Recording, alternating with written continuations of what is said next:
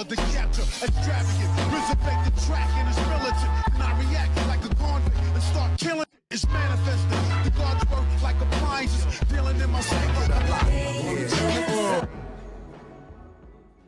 Yo, what's going on everybody? It's your boy Naruto Explained here, and today we're going to be doing a really quick video about how Boruto's new compression Rasengan was able to defeat Deepa. And I said in the episode review that I was going to be making a video talking about this because I've seen quite a few people say, oh my god, this is an ass pull. I don't understand how Boruto's jutsu could do this much damage to Deepa. Isn't Deepa one of the car inner members? People are calling this a broken power scale, and etc, etc. And I actually cut this whole conversation out of the episode review because I was worried the review was already over 20 minutes, and so I was worried that this would push it closer to a 30-minute conversation. So jumping right into it, I think a lot of people that are saying that this is an ass pull, I think they're forgetting a few key things on how the Rasengan works and how the compression Rasengan is actually an advancement of the Rasengan that does things that ironically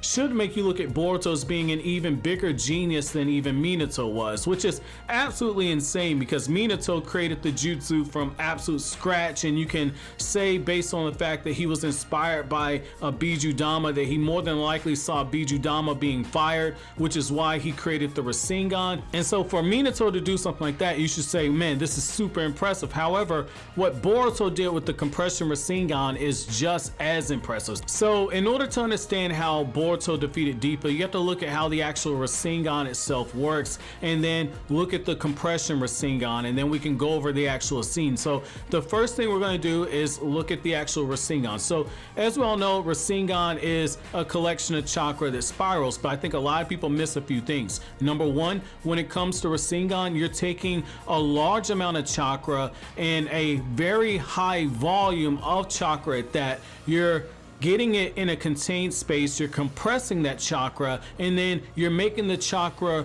rotate by going through all those different steps right there. One of the things you're doing is you're amping up the destructive force of it. And so when you look at the compression Rasengan is another example of that, but it takes it to another extreme. So the whole reason why Boruto did this is Boruto does not have a monster chakra reserve like Minato did, and he certainly does not have a monster chakra reserve like Naruto has, when Naruto's able to draw on the power of the QB in order to use any of his other Rasengans. With Boruto, because his chakra reserves aren't as high, he can't make a giant Rasengan. That's one of the things that Kakashi said. The same thing with Jiraiya. Jiraiya is able to make a giant Rasengan because Jiraiya has huge chakra reserves. Boruto's, they're not that big.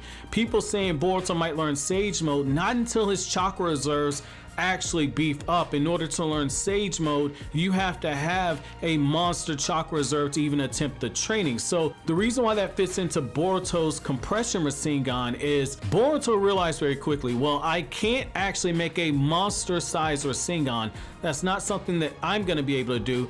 However, I can focus all the chakra I have into this teeny tiny Rasengan that I have, and that was the creation of the compression Rasengan. So whereas Naruto and Minato and Jiraiya, when they use that giant Rasengan, theirs, if you think of it like a bomb, they have a bomb that just wipes out the entire city block.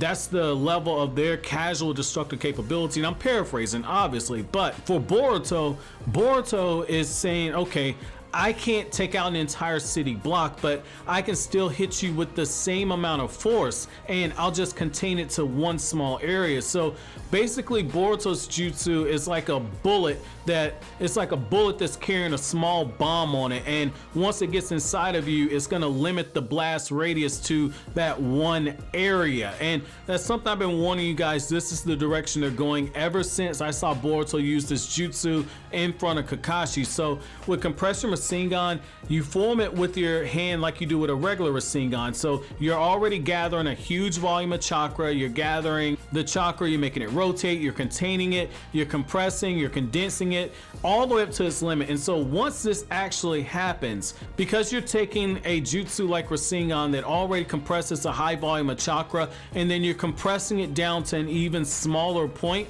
you're focusing all that destructive capability into one small thing, and at that point, once you actually hit somebody with it, they're being hit with the full force of the destructive capability of the Rasengan, but it's focusing on the smallest point of contact. And it does not matter how big your house is, if there's a crack in the foundation, the whole thing eventually is going to come down. It's the same thing here. Does not matter how big your jutsu is, does not matter how fortified your defense is. If there's a small crack that can be found, it's going to get undone. And that's what you saw with Deepa. Before Deepa even took one hit out of Boruto's attack, Deepa's chakra armor was already cracking. That carbon armor that he was using, it was already displaying several cracks just from Deepa moving around. So when you start adding in that extra strain that's coming from this compression Rasengan, that's how you start getting to that advancement of what's going on with how Boruto's able to bring him down. And then you take it a step further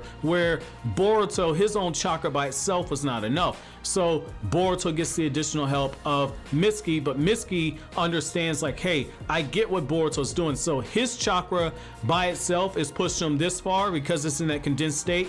Let me take my chakra, let me go into Sage mode, which is an enormous boost of chakra. Mitsuki's Sage mode levels were already enough to where he could damage Deepa and make him go down to one knee. So when you take that extra chakra and you funnel it into Boruto, and Boruto takes that chakra and funnels it into that small point, and then you add Sarda's chakra to it, that's how you're able to overwhelm Deepa, because Boruto's focusing on one small area. And so for a character like Deepa, he's not able to actually overwhelm that much chakra condensed into this small tiny point. He's not able to actually overwhelm it. And then when you add in that he's using this chakra armor, which again more than likely consumes quite a bit of chakra to be able to use, and it's already cracking, that's how Boruto is able to bring down Deepa. It makes a lot of sense in my opinion. It really makes a lot of sense that this is the route that it goes, because if you look at physics, if you have, I believe it's what, pressure and volume. When you take pressure and you take volume, I believe it's the Boyle's law formula. When you take pressure and you take volume and you basically take it and compress it like that, you're putting all the molecules close together. In this case, you're taking all the chakra, you're putting it close together, it's making it denser on that smaller point. That's how the destructive capability was able to bring down Deepa. I hope that cleared it up. Let me know what you guys think. Let me know if you disagree. Let me know why. But as always, guys, if you like anything I had to say, don't forget to comment, rate, subscribe, and share. Thank you so much for watching to the end. Have an awesome day, guys.